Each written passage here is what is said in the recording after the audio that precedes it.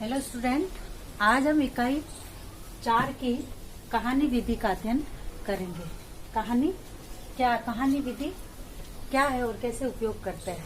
जैसा कि हम सभी जानते हैं कि विद्यालय में बच्चों को कहानी सुनना बहुत अत्यधिक प्रिय है और अगर कहानी के माध्यम से अगर शिक्षा दी जाए और उनको शिक्षा ग्रहण करवाई जाए, विषय वस्तु की जानकारी दी जाए, तो विद्यार्थी उस विषय वस्तु को बड़ी रोचकता के साथ तथा भावपूर्ण के साथ उस कहानी को सुनते हैं, क्योंकि कहानी सुनाना एक कला है तथा उस कला पे शिक्षक का वह कला शिक्षक के लिए एक हथियार है। वह कला शिक्षक के लिए हथियार है तथा अगर विद्यालय में विद्यार्थियों को कहानी सुनाई जाती है तो इसके माध्यम से वह विद्यार्थी तथा शिक्षार्थी अपने भावों को उसके जरिए भाव प्रकट कर पाते हैं तथा जैसे समाज सुधारक है, संत है, महात्मा है, इनके बारे में यदि कहानी सुनाई जाए तो वह बड़े ही भावपूर्ण तरीके से सुनते हैं विद्यार्थी। तथा कहानी वह माध्यम है जो विषय वस्तु को सजीवता प्रदान करता है, विषय वस्तु को सजीवता प्रदान करता है तथा शिक्षक को कहानी सुनाते समय कुछ ऐसी बातें हैं जिनको ध्यान रखना आवश्यक है।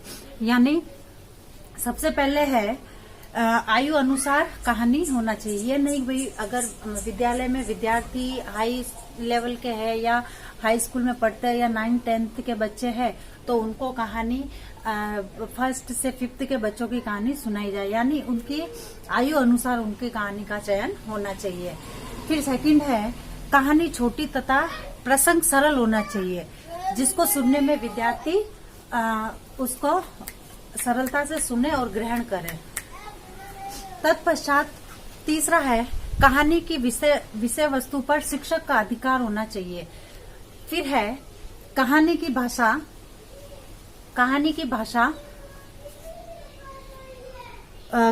भाषा शैली पर उसका अधिकार तथा विषय वस्तु छात्रों के मानसिक स्तर, रुचि अथवा स्वाभाविक प्रवृत्तियों के अनुसार होनी चाहिए।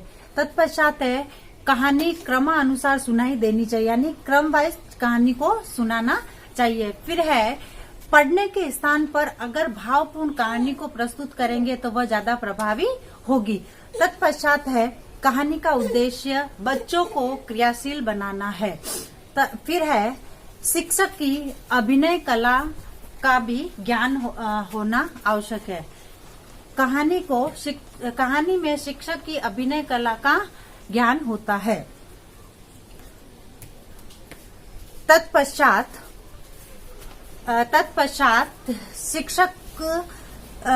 शिक्षक कहानी सुनाने के लक्ष्य को ध्यान में रखते हुए कहानी को सुनाना चाहिए। तत्पश्चात है कहानी सुनाते समय छात्रों का सहयोग लेना चाहिए। अब है कहानी के गुण, ऐसे क्या क्या है जो कहानी में होने चाहिए, कौन कौन से गुण कहानी में होने चाहिए। सर्वप्रथम कहानी द्वारा दिया जाने वाला ज्ञान विद्यार्थी सरलता व शीघ्रता से ग्रहण करते हैं। सरलता तथा शीघ्रता से ग्रहण करना। फिर है दूसरा है इसके माध्यम से विद्यार्थी अपने गुप्त भावों को प्रदर्शित करने में सक्षम होते हैं। गुप्त भावों को प्रदर्शित कर पाते हैं। गुप्त भावों को प्रदर्शित कर पाते हैं। तत्पश्चात है इसके द्वारा छात्रों की कल्पना, स्मरण शक्ति तथा चिंतन शक्तियों का विकास किया जाता है। कल्पना,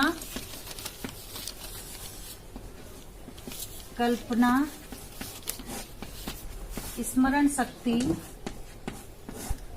तथा रुचियों का विकास किया जाता है। कल्पना, स्मरण शक्ति तथा चिंतन व रुचियों का विकास किया जाता है। रुचियों का विकास किया जाता है।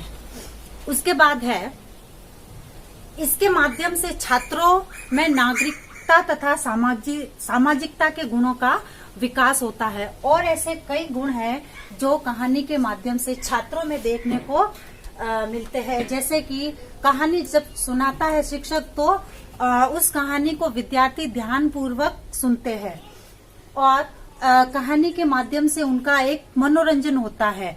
अब है इसके दोष, जैसे कि किसी भी पक्ष के नकारात्मक और सकारात्मक दो पक्ष होते हैं, उसी तरह से कुछ गुण होते हैं तो कुछ दोष होते हैं। सबसे पहले है, यह बड़ी कक्षाओं के लिए अनुपयुक्त मानी जाती है, यानी यह बड़ी कक्षाओं में अनुपयुक्त है, छोटी कक्षाओं के लिए कारगर है। फिर है, कहानी की नीरसता छात्रों को निष्क्रिय श्रोता बनाने में सहायक है, यानी केवल विद्यार्थी उसको सुनते रहते हैं, वापिस उत्तर नहीं दे पाते, इसलिए वह केवल निष्क्रिय श्रोता बने रहते हैं। तत्पश्चात है, कहानी में कल्पना के तत्वों की अधिकता होने से इसमें बनने में सहायक है, यानी कहानी के माध्यम से कहानी में कल्पना का बहुत अधिक विकास होता है, इसलिए यह अवास्तविक तथा अविश्वसनीय बनाने में सहायक है। धन्यवाद।